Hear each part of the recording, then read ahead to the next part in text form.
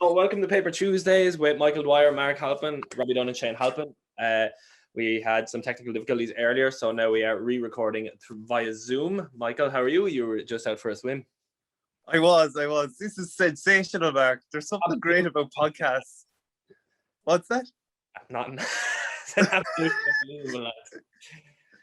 Yeah, it's a real live life 365 moment. You know, we did a podcast at 6 o'clock. It was a really good one. We were delighted with it just before we go live. But, you know, we probably just left it too tight and we were testing out our new microphone. So it's just brimming with excitement. And I'm sure this Zoom will match the standard that we set at 6 o'clock, Marcus.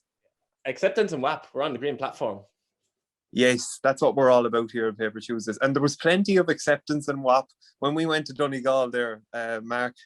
We had a great time, didn't we? Yeah, we went on our hollybobs, a lovely part of the country. Thoroughly enjoyed it. We had a great time. We really did. It was something special about it.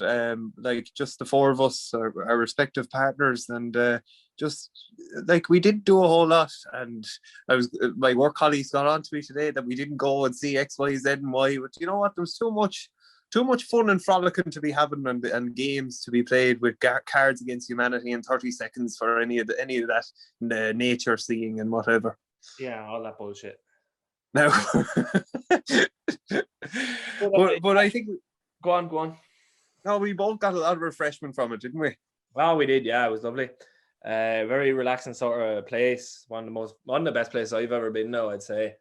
And it's a different way of life up there. The scenery is different. The people are different. Everyone there is nice. Everyone waves to you when you're driving past. It's very laid back. They go at a different speed up there. They do. They definitely do. It was so laid back, Mark, and everything about them. Actually, you were saying about the pub. The pub says everything about the place. Oh, John Joe's, yeah. So we went in there one night to get takeaway pints, and I went in. We rang him first and ordered 4 pints of Guinness and a Bulmers. And he said, we've no Bulmers, and that was grand. We went in anyway, and he said, yeah, we know Bulmers. It was this old sort of pub, and I walked down to the back, and it was this old guy who didn't really seem like he had long left. He was moving very slow, very relaxed, and he goes, we had no cider. I didn't know we were opening this evening. And this was the owner of the pub, like. So, he just kind of went, and sure, he gave us 5 glasses anyway, and he said, sure, you might bring the glasses back in the morning. And I said I might, and we didn't. It feels hard telling the same story twice because we already told it on the last one, and I forget how I told it. I know, it was pretty much like that. But, you know, you had the wistful look of the eye, and, you know, you had... you get a sense of that man that, you know, he didn't know he was opening, and he was open, and he didn't really know what the crack was because he didn't have plastic glasses, and there that lack of preparation, but it didn't matter. Didn't matter. Sure, it doesn't matter in the end. We're all going to die anyway, aren't we? Yeah, we are. Memento mori. And that reminds me of the quote that I thought captured the weekend, Mark, was the key is to keep company only with people who uplift you, whose presence calls forth your best. That's Epictetus, or one of those lads from the Stoics. And it's just there was definitely a lot of that, you know, that I found the holiday was imbued with plenty of emotion because it was just us, just the four of us, you know, dwindling around the fields of Mucker's Head and taking in all the sights and in the clear water. And there was a lot of special moments. So yeah, do you find alcohol affects you, or sorry, the lack of alcohol, do you notice a difference in your energy and everyone else's when they're hungover? Hungover. I was it was a different sort of a holiday. The woman was doing an assignment, so I was she was in assignment mode, and I was in get out and explore nature. I was in Wim Hof. I was saying breathe and jump and run and climb. So my energy, yes, maybe, but I thought you were pretty energetic as a whole, Mark, and breathe. There was no stopping you. But I tell you what I do notice though, Mark, it's more, I love noticing as someone that doesn't drink, I love noticing the peaks and the troughs of during an actual session of an evening of drinking, because alcohol has a strange effect on people in that, not that it's strange, it's just something that happens, you know, that maybe at the start people are a bit rusty, they know that they're drinking, so they don't feel like they're up to it, and then the more you drink, the more you open, and the more you're willing to go there and to just to sit back and be and not to do.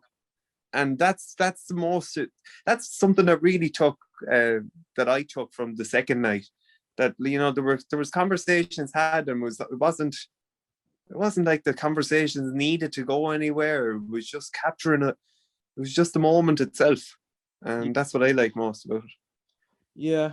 Do you find one thing very noticeable, and we were talking about, is that you're very capable of sitting being part of a party without drinking alcohol, which is very rare, I think. But I suppose you've never had it and you've always been exposed to it. But it was like, it was not the case that like you wouldn't notice you weren't drinking or we were drinking, or there was a difference in any of it. But I definitely think that being someone who drinks, not a heavy drinker, but someone who does drink socially and at social occasions, that I find it harder to be in those social situations not drinking, Like I would find it hard to be as active in the festivities had I not been drinking. Or maybe I'd feel like I'm enjoying it as much as everybody else. But you were right there with everyone else, which I find very rare. And I think most people that would be like myself would feel the same. Yeah, it's rare, Mark, but it's a quality that only can come out in certain occasions. It's only when moments when you actually connect with people on a one-to-one basis. So that was just the four of us, and there we were together. That presence, that connection. But if that group was maybe 2, 3, 4 times the size, then that's when it becomes more difficult for me, maybe as a non-drinker, because you don't have that same social lubricant to just gel around and hop from person to person. Whereas when you're in someone's presence for a long time, for hours, then you get to sit into that moment, and that's why I find it easier when it's just 4. But then if it was a bigger crowd, maybe I would need my Jaeger bombs. Yeah, maybe. But you've always been fairly good at it, and you would go out regularly. You're not someone who'd be like, a designated driver who's like, right, come on, it's time to go, or like, Ashton wouldn't really be like, worried about you getting bored or anything like that. You wouldn't really be bored, whereas I suppose I probably would get bored after a while. Like. I suppose it's also the fact that the human being is just like, I love just observing and sitting with it. And actually, it's something that we think that men do in general, Mark, because there was a point in the holiday when you said I could look out that window now and I could watch it for days. Yeah. And you could, because the waves were just rolling in, and sometimes they'd spurt up and sometimes they'd fall back, and the different colors of the water as it splashed against the rock of Mucker's Head. But that's something you think, Mark, that men have the ability for. We're very good, like, because if you watch just men or like lads standing around working, there's an awful lot of just standing around and pointing at things. Like we seem to be very good at just looking at things. Like our lads will just stand and look, and that's it. That could waste hours just standing and looking at anything in particular. I do it. I have a window out here in the far bedroom here, and anytime I go into it, I end up looking out the window and getting distracted and just looking out at the fields. Yeah, men are good, just good at standing around looking. Yeah. Very well. There's the chairman stance where you have your hands clasped behind your back. That's a very important one. That's yeah. There's the hands on the hips with the palms facing backwards. That's a sort of a tired big belly stance. Hands on the hips, which is kind of like a listening. And there's the hands in front over your shame, just sort of holding them there like that. That's kind of posing for a photo, I suppose. And then you have the crossed arms, Mark. Don't forget the Mac LeBlanc's crossed arms. Oh, I love them. I really make a point of never crossing my arms. Do you? I can't remember. I do. I've done it maybe 2 or 3 times in the past year, I'd say. And every time I do it, I catch myself doing it and take my arms apart. Because why? It's defensive body language. It's a closed off stance. So I don't know. Sometimes I think people do it when they're cold, though. But do you think you don't buy that? Do you think it's always because people are closed? Yeah, well, you're not going to get any warmer from this, like, or maybe if your hands are under your armpits. But like, if someone has their arms crossed like that, they're not open, I suppose. And I don't like that, especially if you're alone, it doesn't matter. But if you're in company, or if you're talking to someone, they sort of have their hands folded. It's kind of, I don't know, a bit off. Just, I don't know, maybe it's wrong, but I've heard that before, that like that's defensive body language. So I just try my best to avoid it when I'm in company. Yeah.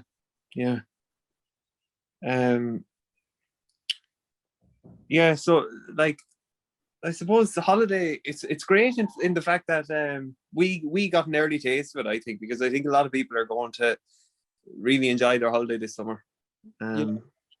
Is there international travel at the minute? I don't think. Oh, there is, isn't No, there? but the possibility of it is opening up there. I think from mid-July there's a chance of getting abroad. Yeah. Do you reckon you'll go? I might not. I'm keeping it very vague. I would be keen to explore travel, like maybe go to the States, maybe go Which part of the States? Texas. There's a chance of going to a conference in Texas, and you know what? I think that would be some experience. So watch this space. So yeah, but that's all depending on the vaccine and everything. Sorry, Tony Robbins. Tony Robbins. You don't take your pick. Oh, that'd be unreal. Yeah. Would you actually, if I'm just thinking there, if I won $1 million, I'd have to schedule a bit of Tony time. You said there you get a flotation tank and a sauna.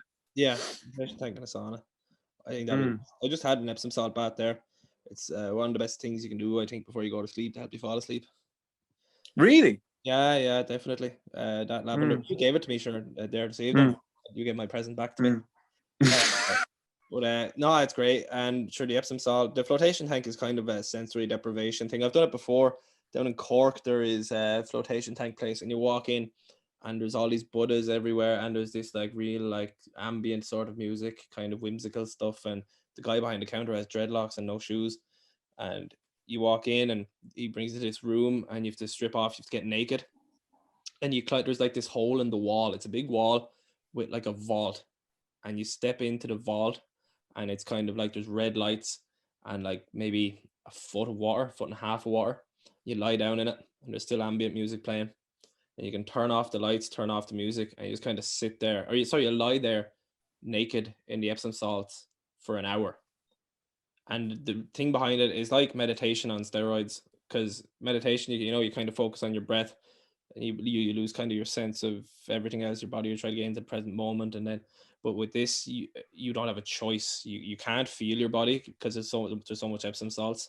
You can't hear anything because there's no sound. You can't see anything because there's no light. All your senses are gone, and there's no smell either, obviously. But yeah, it's just you, and it's just basically your mind. You're stuck with your mind for an hour, and you have to deal with the problems that come up, and you have to learn to meditate through them. And it's very good, very beneficial experience. So I think if I won €1 million, I'd get one at my house here. When you say excuse me, when you say you have to deal with what comes up, like how would you deal with something that comes up in meditation? Something that comes up in meditation, you just have to remind yourself that it's hard to do, because you just have to remind yourself when something comes up or you find yourself getting distracted, like just bring your attention back to the breath, bring yourself back to the present moment, and then that's how you deal with it, I suppose. But then there are things that will come up when you get that deep into your meditation, like the things that underlie in the surface of like your everyday thoughts will come up as well, because all the easy shit gets sort of dealt with fast. And then some more like, emotional problems or troubles in your past and things like that will come up too, and you have to kind of face them as well. But yeah, it's very beneficial, I think, for your mind and your body. You come out feeling really relaxed, feel like you've slept for a week, and you kind of utilize some stuff that while you're in there as well. So yeah, it's good. And then saunas just are very good. I think there was a study done that they followed a group of patients or a group of people over 40 years, and I think there's like a 40% decrease in all causes of mortality in the people who took saunas versus the control group. In all causes of mortality? Yeah. That's unreal. All the ways you can die, like. Wow. Decrease in all, and these are people who took saunas 4 times a week or 40-year period. The control group didn't. That's unreal. Yeah. And it was supposed to be very, very strong links between sauna use and avoiding dementia. Right. Yeah. Yeah. And I have dementia in my family, so I think that's a good idea for me to do that. I was doing it the whole time before COVID, obviously, or sorry, before I went to Australia because there was no saunas out there. But yeah, I'll go back doing it now once the Arklow Bay reopens. It's a Oh, it's saunas, yeah. They don't have the flotation tank there yet, actually. no, Yeah. they're not that big. No. Yeah. Interesting. You would love a flotation tank, I'd say. I'd say so, Mark. I'd say I regularly meditate for an hour, and I follow the Naval Ravikant technique, and I'd highly recommend that because it's just so simple. You just sit for an hour. You don't do anything. You don't think about the breath. You just sit. And he got it from some guru in India or something. And I just like the simplicity of it, that the only thing I have to do is commit to 1 hour, and that's it. So it doesn't matter what comes up in this hour. It will benefit you in some way. You'll think a little bit clearer, and the problems will seem a bit less. And I think you kind of touched on it when you say that, you're dealing with the things of your day. Like that, Naval's thinking is that you, during that hour, you're eventually getting to the stage where your email inbox is zero. And it's not about someone who cut you out on the lane of traffic yesterday. It's not about something that happened 2 or 3 weeks ago. Eventually all those things are just gently fading away into nothingness. So, yeah. So to answer your question though, yeah, anything, like you say, Mark, it is all really about the present moment. And I suppose all these techniques and self-improvement practices, whether it's Wim Hof breath work, whether it's journaling, whether it's even crystals that Breed gave us there, whether it's baking bread, whether it's washing the dishes, it's all about our hands and just our bodies relaxing and focusing on one thing and one thing only. Yeah. Sorry, I just to explain the crystals thing, like Breed has given me crystals there. She was very very enthusiastic and persistent that I take the crystals, and I have been taking them and feeling them, and you can't help but be struck by their grip, by what you feel when you rub them. Yeah. And it could even just be in the fact that your fingers are focused on rubbing one thing that you get something about it. So yeah, it's fascinating. Yeah. So now they have in the middle of my car now, I have my rosary beads and my crystals, and they're sitting in harmony, perfect harmony. They're not a bother in the Mark. Oh. So there you are now. Rings and roundabouts. What do you make your crystals? I like them. Yeah, they're in my car as well. I touch them sometimes. But yeah, again, it's an insurance thing, I suppose, isn't it? Like, no, you don't know if they work or not, but sure, what's the harm in having them? Yeah, that's how I feel about manifesting. Just, I don't know if it's going to work or not, but sure, if it's going to work, it'll work if I say it. Saying it's not going to hurt. Michael, you're gone. Oh, you're back. Oh, I'm back. I can't remember what it was. Oh yeah, we have to thank the Browns as well. Thanks to Breed, thanks to all their family for the house and putting us up for the week. Yeah. And I'd like to add to that my partner Ashley, because if like we only got 3 days, you'd swear by this holiday that we went to Asia and we come back transformed, changed, renewed.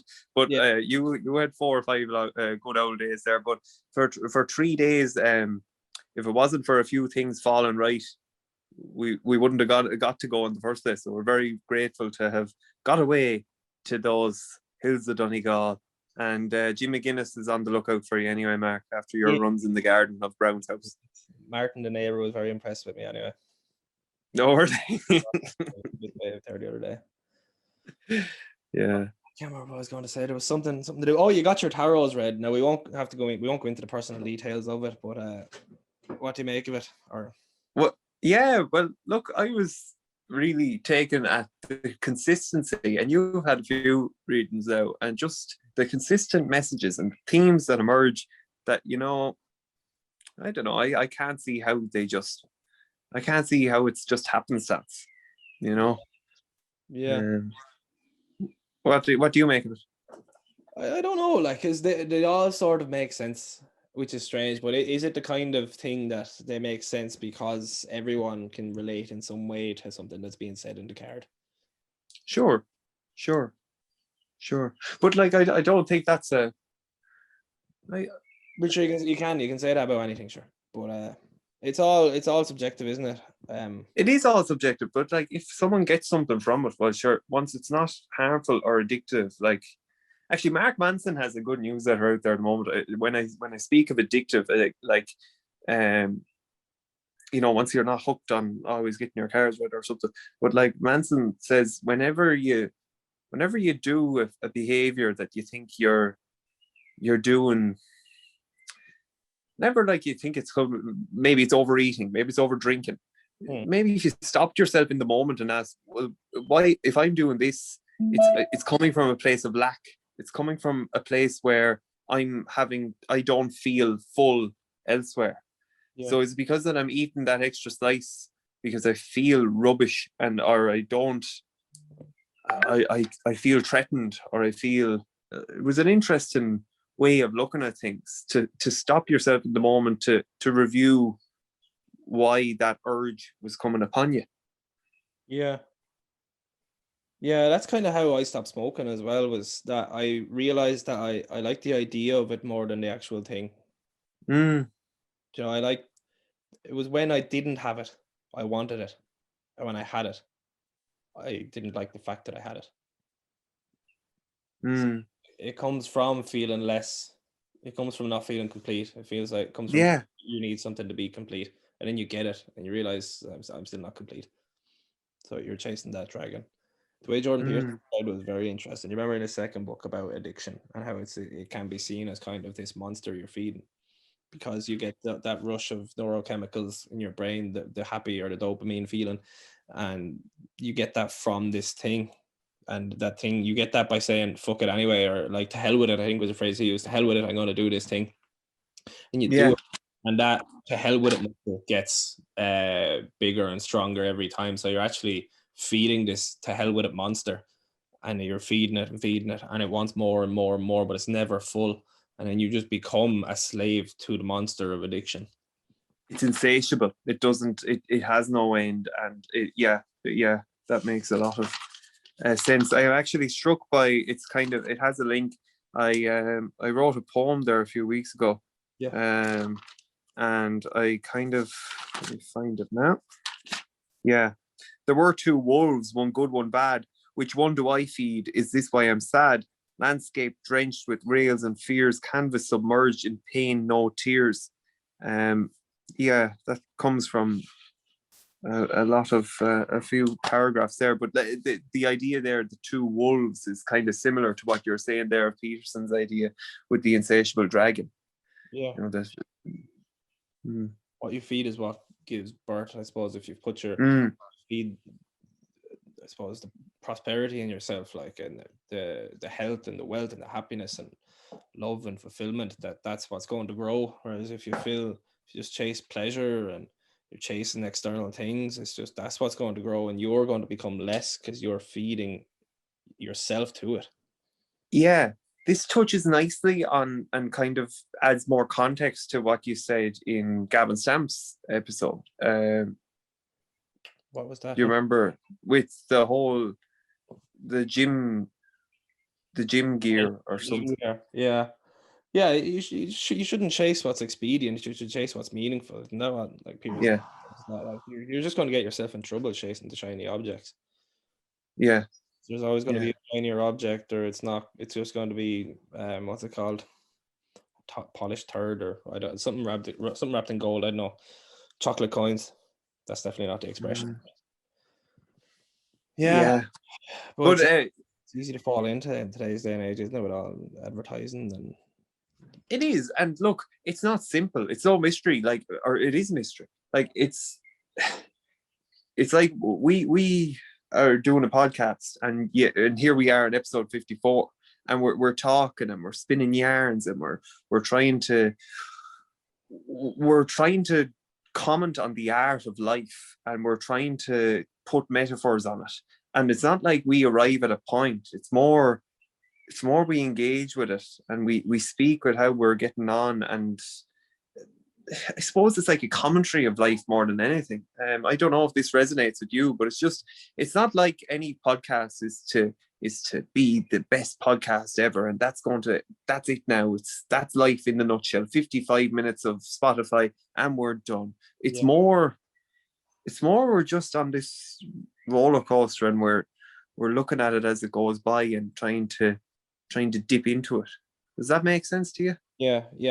There's no full answer. I think you can get different bit nuggets of wisdom or ways to have a better life, but there's no straight answer to it. Like, yeah, I've actually been listening there the last few days to the High Performance podcast, and I really recommend it, Mark. I'm sure, for months we've heard recommendations come from your brother Shane and James Flood, and it's only now I'm getting around to listen to it, and there's some great podcasts there. The one with the South African rugby captain is just brilliant. He's now using his legacy as a rugby captain to do a lot of charity work in South Africa and lifting people out of poverty. It's empowering to see someone that sees his impact as a human being much bigger than the rugby field.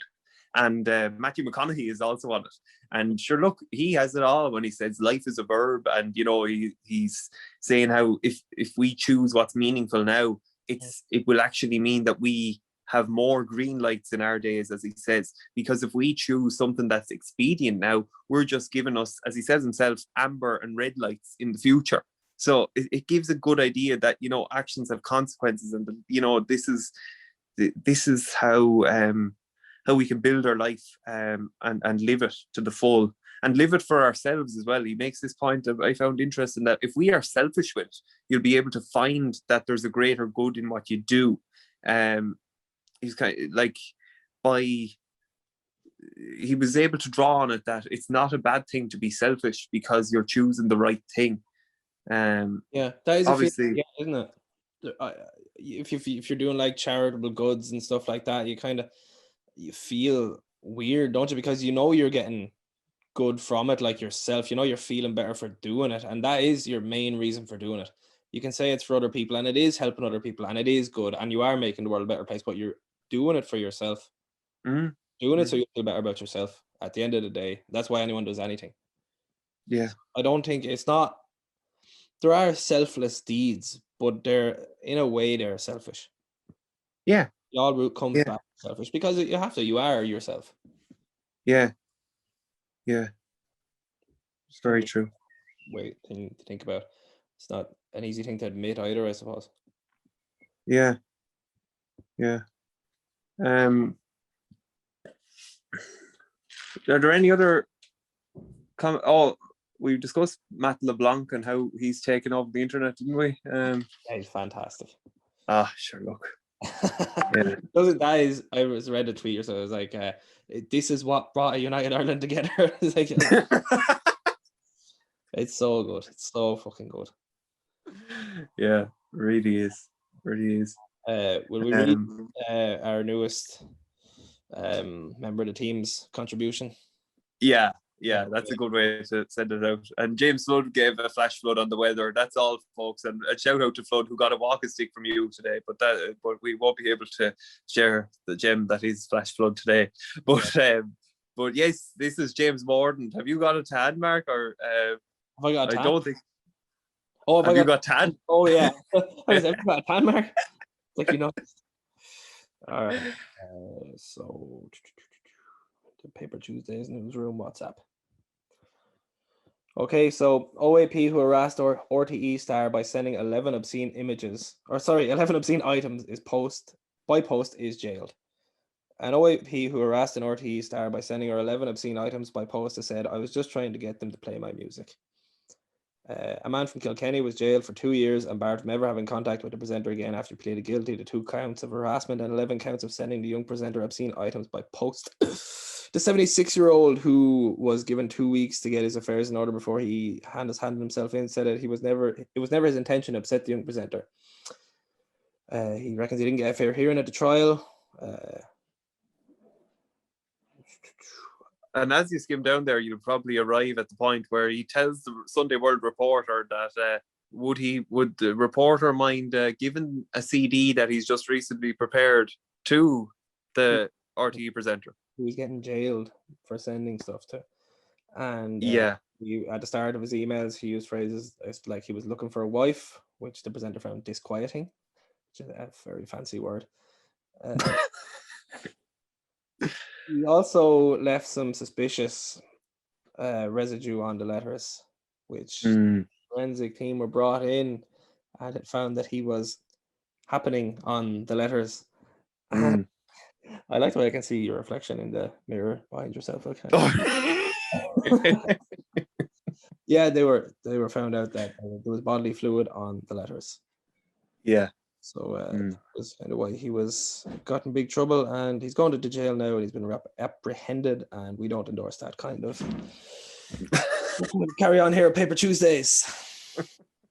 Please do that elsewhere. Do not put it on your letters, folks. 76 and he's gone for 2 years. It's a sad tale, and I'm sure it's sad for the woman involved as well. Like there was no. You wonder, right? If this is a man of 76 years old. First of all, fair play to him for still being able to do that. But if you're 76 years old and you pull this kind of shit, and you've got to 76 without going to jail yet, what is going on there? Is this a new thing, or is he just a character? I think the defense used the case that his late wife's passing some years ago caused trauma in his life. So yeah, lots of people's wives die. They do. Don't cover a paper and send it to Pat Kenny. Not yet, Mark. No. Not yet. There's always tomorrow. Yeah, so that was kind of unsettling, but kind of interesting. It was a bit more funny the first time for me. It was, yeah. Reading it. We had a great. Sorry. Rereading it made me a bit sadder. Well, for the funny instantaneous reaction, get to our Instagram. That's where all the fun stuff happens. Sure, I think Shane will have a funny clip from that time. And thanks to our Paper Tuesdays newsroom team, mainly James Mordaunt there, who's on the desk. And give me 3 things you're grateful for. Oh, yeah, I liked this curveball. I'm grateful for the sea, Mark. It was very tranquil this evening. It was like an Oisin Cook screensaver, and the sky and the background. And I'm grateful for the people around me in my life. I'm grateful for the likes of the friends that were down there at the beach, and also my mother who made me my dinner today. It was a lovely lasagna. And my third thing that I'm grateful for, well, I'm grateful for the trees and how different each one is. And like Ramdas said, if we see people as trees, we will see a better world. And I'm not sure if Ramdas said that, but it sounds like he did. Now, Mark, your 3 things. I'm grateful that I get to wake up every morning and be around my family. I'm grateful that I can hear out of both of my ears. And I'm grateful that I only have 5 toes on each foot.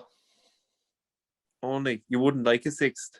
No, I did used to want one. I would have liked a thumb on the side of it, like a hand. So I could grab stuff. Yeah.